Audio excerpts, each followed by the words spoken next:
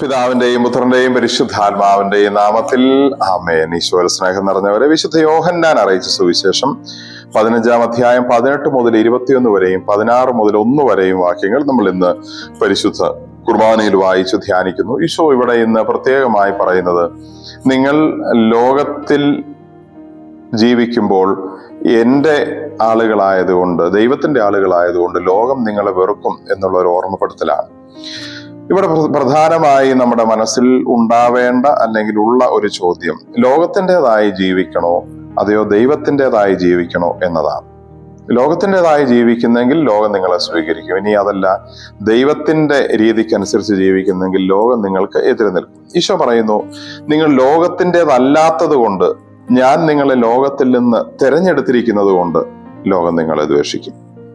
ഈ രണ്ട് കാര്യങ്ങളാണ് നമ്മുടെ മനസ്സിൽ എപ്പോഴും ഓർമ്മയായി നിലനിൽക്കേണ്ടത്.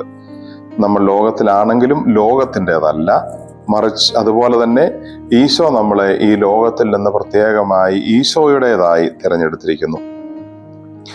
ലൗകികമായ പ്രലോഭനങ്ങളിൽ നിന്ന്, പാപങ്ങളിൽ നിന്ന്, ആഗ്രഹങ്ങളിൽ നിന്ന് ഒഴിഞ്ഞു നിൽക്കുവാൻ നമ്മുടെ ഹൃദയവും മനസ്സും കാരണം കണ്ടെത്തേണ്ടത് ഈ രണ്ട് കാര്യങ്ങളുടെ അടിസ്ഥാനത്തിലാണ്. നമ്മൾ ലോകത്തിൻ്റെതല്ല, ഈശോ നമ്മളെ തിരഞ്ഞെടുക്കുകയും ചെയ്തിരിക്കുന്നു. ഞാൻ ലോകത്തിൻ്റെതല്ല എന്ന് പറഞ്ഞാൽ അതിൻ്റെ അർത്ഥം ഞാൻ ദൈവത്തിൻ്റെതാണ് എന്നുകൂടിയാണ്. ദൈവത്തിൻ്റെതായവർ, ദൈവം തിരഞ്ഞെടുത്തവർ, തൻ്റെ കൂടെ കൂടിയവർ ഒക്കെ ദൈവം ചിന്തിക്കുന്നത് പോലെ തന്നെ കാര്യങ്ങൾ ചെയ്യേണ്ടവരാണ്.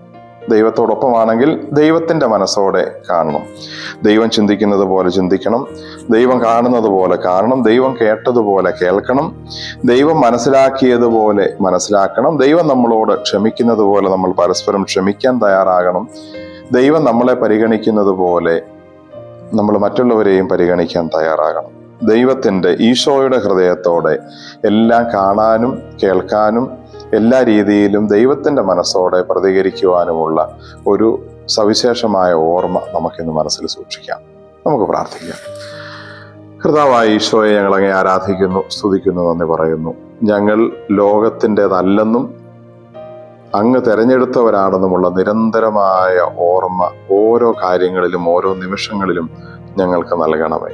ആ വിശ്വാസത്തിനും ആ ബോധ്യത്തിനും അനുസരിച്ച് ജീവിക്കുവാനും, അങ്ങ് കാണുകയും കേൾക്കുകയും മനസ്സിലാക്കുകയും പരിഗണിക്കുകയും ചെയ്തതുപോലെ ഞങ്ങളും ഈ ലോകത്തിലെ കാര്യങ്ങളെയും ഞങ്ങളുടെ സഹോദരങ്ങളെയും കാണുവാനും കേൾക്കുവാനും പരിഗണിക്കുവാനുമുള്ള അനുഗ്രഹം ഞങ്ങൾക്ക് നൽകുകയും ചെയ്യണം.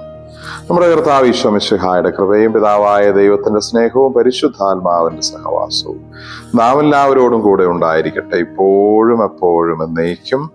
ആമേൻ. ഈശോ മിശിഹായ്ക്ക് സ്തുതിയായിരിക്കും.